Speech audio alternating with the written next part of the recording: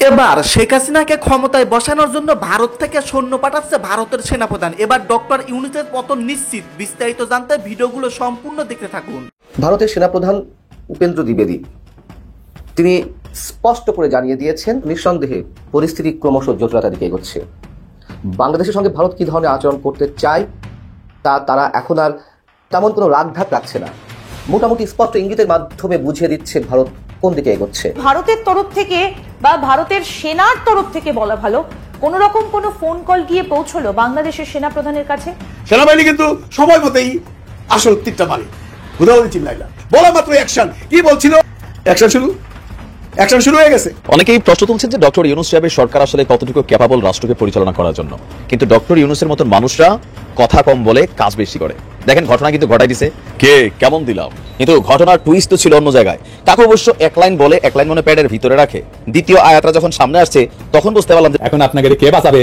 আপনাদের দুইজনের কিন্তু সারা ওই দুইজন আকাশ বাতাস বিদীর্ণ করে স্লোগান দিত, ইনকিলাব জিন্দাবাদ, দিল্লি না ঢাকা, ঢাকা ঢাকা, ক্ষমতা না রাজপথ, রাজপথ রাজপথ, বুঝছাও ক্যাঙ্কা কইরা জাউরাগের লাইনে আনা লাগে। বাংলাদেশে মুক্তিযুদ্ধের ইতিহাস বিক্রি করে চলতেন শেখ হাসিনা, আর এখন চলছেন বিএনপির নেতা জনাব ফজলুর রহমান সাহেব। এই ফজলুর রহমানের আসল উদ্দেশ্য শেখ হাসিনার উদ্দেশ্যের সাথে প্রায় মিলে যাচ্ছে।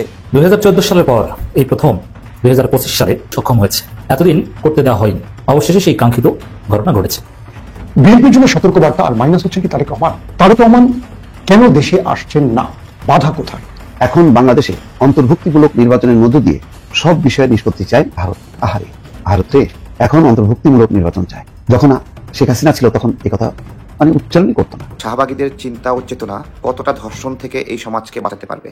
ধর্ষণ বন্ধ হওয়ার জন্য ধর্ষকের মনে ভীতি সৃষ্টি হওয়া জরুরি।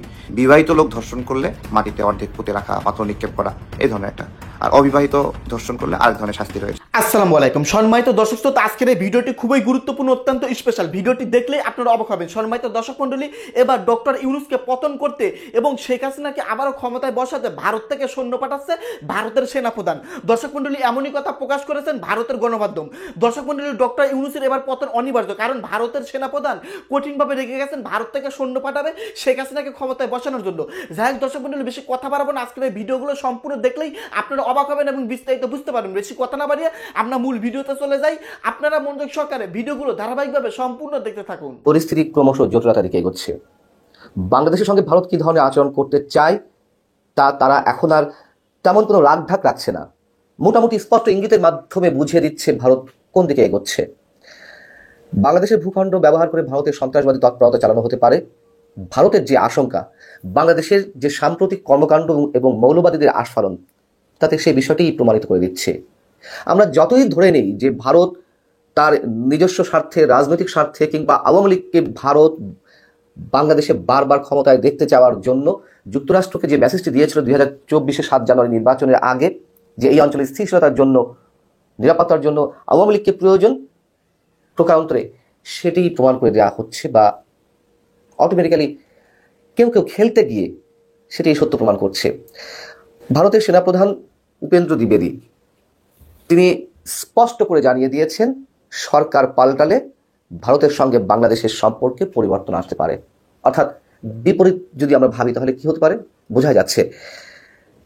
এবং এই মন্তব্যটি তিনি করেছেন শনিবারে নয়াদিল্লিতে আয়োজিত একটি অনুষ্ঠানে। সেখানে চীন এবং পাকিস্তানের মধ্যকার যে সম্পর্ক, সেই জায়গা থেকে বাংলাদেশ প্রসঙ্গ তিনি বলেন যে চীন ও পাকিস্তানের মধ্যে উচ্চ মাত্রার যোগাযোগ রয়েছে, যা মেনে নিতে হবে। এর অর্থ দুই ফ্রন্টের হুমকি এখন বাস্তবতা। অর্থাৎ চীন এবং পাকিস্তানকে তারা দুই মুখ থেকেই তাদের জন্য একটা হুমকি হিসেবে দেখছে এবং সেই দুই হুমকি, দুই ফ্রন্ট লাইনের জায়গা থেকে বাংলাদেশকেও ভর কেন্দ্র হিসেবে ব্যবহার করা হতে পারে। সে কথাই অনেকটা তিনি বুঝিয়ে দিয়েছেন। দ্বিবেদী বলছেন যে আমাদের পশ্চিমা প্রতিবেশী এবং বাংলাদেশের সঙ্গে আমাদের সম্পর্ক রয়েছে, কিন্তু পাকিস্তান এবং বাংলাদেশের মধ্যে ক্রমবর্ধমান যে ঘনিষ্ঠতার সম্পর্ক, সেই জায়গা থেকে তিনি বলছেন যে আমার মতে যেহেতু সন্ত্রাসবাদের কেন্দ্রস্থল একটি নির্দিষ্ট দেশ, পাকিস্তানের কথা বলছে, আমাদের প্রতিবেশী যে কোনো দেশের সঙ্গে পাকিস্তানের সম্পর্ক থাকলে আমাদের উদ্বিগ্ন হওয়া উচিত। অতএব আমরা উদ্বিগ্ন, সন্ত্রাসবাদের পথটি সেই দেশ থেকেও ব্যবহার করা হতে পারে, স্পষ্টভাবে বলছে, যা আমাদের প্রধান উদ্বেগের বিষয়। বাংলাদেশের সঙ্গে ভারতের সম্পর্ক কি হবে এখনই বা এই মুহূর্তে, সেটি কোন দিকে যাচ্ছে, কি হবে, সাংবাদিক এমন প্রশ্ন করেছেন। তিনি বলেছেন যে সেটি বলার সময় এখনো আসেনি, এটি বললে খুব দ্রুত এটি বলা হয়ে যাবে। তার এই কথার মধ্যেই অনেক ধরনের ইঙ্গিত আমরা খুঁজে পাচ্ছি। অর্থাৎ সিদ্ধান্ত তারা নিয়ে বসেই আছে, কিন্তু প্রকাশ করতে চাচ্ছে না। তিনি বলছেন যে সেখানে সরকারের পরিবর্তন হলে ভারতের সঙ্গে বাংলাদেশের সম্পর্কের পরিবর্তন আসতে পারে। আমি এই বিষয়ে খুব স্পষ্ট যে বর্তমান সামরিক বাহিনীর সঙ্গে বাংলাদেশের সামরিক বাহিনীর সম্পর্কে উল্লেখ করেছেন যে তাদের সঙ্গে সম্পর্ক খুবই শক্তিশালী। তাদের সঙ্গে আমাদের নিয়মিত নোট বিনিময় হয়, যাতে কোনো ধরনের দ্বিধাদ্বন্দ্ব সৃষ্টি না হয়, সব ধরনের দ্বিধাদ্বন্দ্ব যাতে এড়ানো যায়। গত শুক্রবারও ভারতের পররাষ্ট্র মন্ত্রণালয়ের যিনি মুখপাত্র রণধীর জয়সওয়াল, তিনিও স্পষ্ট করে বলেছেন এবং আরও একবার মনে করিয়ে দিয়েছেন, তারা চাই যে বাংলাদেশের সংখ্যালঘুদের উপর যে নির্যাতন হচ্ছে সেই নির্যাতনকারীদের বা হামলাকারীদের দ্রুত সাজা হোক এবং অন্তর্ভুক্তিমূলক নির্বাচনের মধ্য দিয়ে বাংলাদেশ সব বিষয়ে নিষ্পত্তি করুক। যদি এই কথাটি ভূতের মুখে রাম নামের মতন অবস্থা। যে শিশু বাচ্চাকে ধর্ষণ করেছে তার দুলাভাই, ওইটা যে পোশাকের জন্য করেনি, ওর যে ধর্ষণের প্রবৃত্তি থেকে করছে, এটা আমাদের কারোই বোঝার বাকি নাই, ঠিক আছে। কিন্তু আমার প্রশ্ন হলো, শাহবাগীরা যেভাবে ভাবে সেভাবে ধর্ষণ কতটা বন্ধ হবে বা আদৌ বন্ধ হওয়ার সুযোগ আছে কিনা। দেখেন, ধর্ষণ বন্ধ হওয়ার জন্য ধর্ষকের মনে ভীতি সৃষ্টি হওয়া জরুরি, যে এই খারাপ কাজটা করলে তাকে একটা নির্দিষ্ট শাস্তি পেতে হবে। শাস্তিটা কি? বিবাহিত লোক ধর্ষণ করলে তাকে এক ধরনের শাস্তি রয়েছে, মাটিতে অর্ধেক পুঁতে রাখা, পাথর নিক্ষেপ করা, এই ধরনের একটা। আর অবিবাহিত ধর্ষণ করলে আরেক ধরনের শাস্তি রয়েছে। এইটা বিধান, জাস্ট এই বিচারটুকু কোনো দিন হয় না। অথবা অন্য আপনারা আমাকে, ঠিক আছে, 10টা ধর্ষণ মামলা দেখাবেন যেটা রাষ্ট্র যত্নের সহকারে নিষ্পত্তি করেছে এখন পর্যন্ত। কোনো দলকে বলবো না, এটা ওভারঅলি রাষ্ট্র তো একটা দল না। রাষ্ট্র মানে বিএনপি, রাষ্ট্র মানে আওয়ামী লীগ, রাষ্ট্র মানে জামাত, রাষ্ট্র মানে আমরা আপনারা সবাই মিলে। এই রাষ্ট্র 10টা ধর্ষণের মামলা মানে যথাযথ শাস্তি দিয়েছে, এরকম একটা বিষয় আপনারা দেখান। আপনারা সেটা দেখাতে পারবেন না। আপনার কাছে যেই আইনটা আছে যে ধর্ষণের জন্য এই শাস্তি, ধরেন যাবজ্জীবন কারাদণ্ড অথবা ফাঁসি বা যেটাই আছে, আমার প্রশ্ন হলো সেইটাই কতটুকু করা হয়। একজন শাহবাগী যদি উন্মুক্ত হবে, শাহবাগী চেতনা চর্চা করতে পারে, একজন ইসলামপন্থী মানুষ তার ইসলামের চিন্তাগুলো সে চর্চা করবে, হিন্দুরাও করবে, খ্রিস্টানও করবে, বৌদ্ধও করবে। কিন্তু যেটা হচ্ছে সেটি হলো ইসলাম কেন্দ্রিক চিন্তা ও চেতনাকে উগ্রতা হিসেবে প্রমোট করা হচ্ছে, উগ্রতা হিসেবে বানানোর চেষ্টা করা হচ্ছে। আমাদের সমস্যাটা এইখানেই, তাদের উপর দমন নিপীড়ন কমে নাই। আমরা ইতিপূর্বে যে দেখেছি যে ইসলামিক বক্তা, ইসলামিক স্কলার তাদেরকে যেভাবে উগ্র হিসেবে শেখ হাসিনা উপস্থাপন করতো, এখন কিছু তরুণ নেতা তাদেরকে একইভাবে উগ্র হিসেবে উপস্থাপন করছে। আমাদের সমস্যা এইখানেই। এখন বাংলাদেশে অন্তর্ভুক্তিমূলক নির্বাচনের মধ্য দিয়ে সব বিষয়ে নিষ্পত্তি চায় ভারত। আহারে ভারত রে, এখন অন্তর্ভুক্তিমূলক নির্বাচন চায়। যখন শেখ হাসিনা ছিল তখন এই কথা মানে উচ্চারণই করতো না। নির্বাচন কেমনে হবে না হবে বলার সাথে সাথে বলতো যেটা না, এটা বাংলাদেশের আভ্যন্তরীণ বিষয়। এখন আর বিষয়টা আভ্যন্তরীণ বিষয় না। এখন নির্বাচন, বাংলাদেশের গণতন্ত্র, বাংলাদেশের সংখ্যালঘু, সব বিষয়টা হচ্ছে ভারতের। এখন ভারত সবকিছু টেক ওভার করছে। আগে মানে এইসব বিষয় উচ্চারণ হওয়ার সাথে সাথে বলতো যে এটা ওই দেশের আভ্যন্তরীণ বিষয়, নির্বাচন কেমন হবে না হবে জনগণ সিদ্ধান্ত নেবে, বাংলাদেশের সরকার ডিসিশন নেবে, তাদের নির্বাচিত পার্লামেন্ট আছে, এই সমস্ত কথাগুলি বলতো। এখন কিন্তু তারা সেটা বলছে না। এখন তারা অন্তর্ভুক্তমূলক নির্বাচন চায়। তো অন্তর্ভুক্তমূলক নির্বাচন আগে কারা বলতো? আগে বলতো মার্কিন যুক্তরাষ্ট্র। কেন বলতো? যাতে বিএনপি সহ বিরোধী সকল দলগুলোকে নিয়ে আওয়ামী লীগ যাতে নির্বাচন করে। আর ভারত তখন বলতো না। কেন বলতো না? এই কারণে, যেহেতু আওয়ামী লীগ চায় না, আওয়ামী লীগ চায় তারা নিজেরা নির্বাচন করবে এবং ক্ষমতায় থাকবে। এই জন্য অন্তর্ভুক্তিমূলক নির্বাচন অর্থাৎ অংশগ্রহণমূলক যে নির্বাচন, সেই নির্বাচন কথা বলেনি।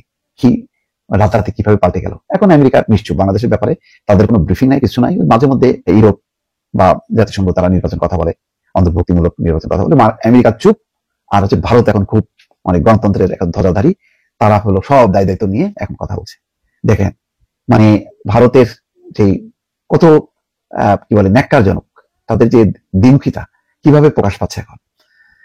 যেহেতু আওয়ামী লীগ নাই, সুতরাং এখন তাদের অন্তরে জ্বালা। এখন বাংলাদেশের গণতন্ত্র, বাংলাদেশের মানবাধিকার, সংখ্যালঘুদের নিরাপত্তা, এসব নিয়ে তারা উচ্চকিত। সে কথা এখন আর তারা গোপন রাখছেন না, একদম সামনাসামনি আনছে। ভারত বাংলাদেশ সরকারকে আরো একবার মনে করিয়ে দিল, তারা চায় যে সে দেশের সরকার সংখ্যালঘুদের উপর হামলাকারীদের দ্রুত সাজা দিক, অন্তর্ভুক্তিমূলক নির্বাচনের মধ্য দিয়ে বাংলাদেশের সব বিষয়ের নিষ্পত্তি করুক।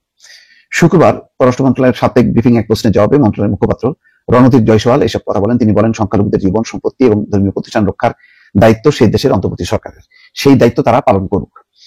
এই প্রথম ভারতের পক্ষ থেকে সংখ্যালঘুদের উপর নির্যাতনের একটি খতিয়ানও দেওয়া হয়েছে। দেখেন এখন বাংলাদেশে তারা খতিয়ানও মানে রেকর্ড করে রাখতেছে, সেই ব্যাপার তারা সামনেও আনছে।